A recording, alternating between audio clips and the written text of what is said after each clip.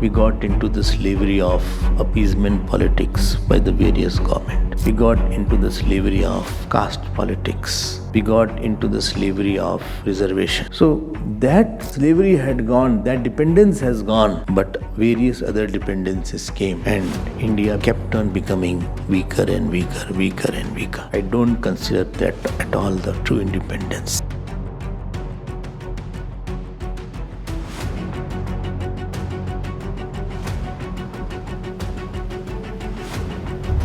We had become a nation which was torn apart by our own politicians who were chosen by us to the parliament. Because he belongs to my caste, he belongs to my religion, he belongs to my... We forgot the bigger picture and I held on to something smaller and disturbed and destroyed the sanity of this beautiful country. So I don't at all think that India has achieved that what it was, because 10 more things are there. When India was independent, our population was 40 million.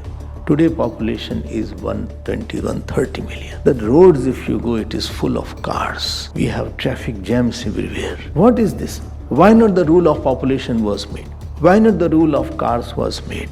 Why not the rule of various kind of systems was put into order? We were just thinking that we are glorifying ourselves. Just we got independence from Britishers, but we didn't know that we have other dependencies and we have put into other cocoons, and our cages and our prisons are many. So much so that we have spoiled ourselves in 70 years.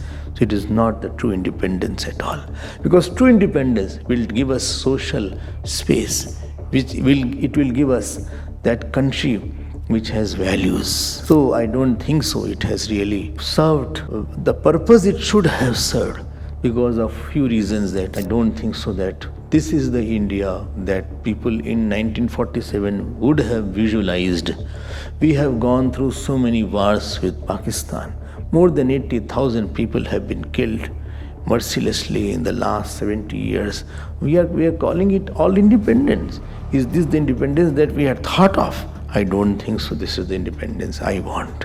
I want the independence in which I have not only the freedom to live, but the freedom to practice the higher values, the freedom to express my faith, the freedom to express the knowledge. In that country in which the Gita is not taught in the schools, Ramayana is not taught in the schools and colleges, only secular education is there.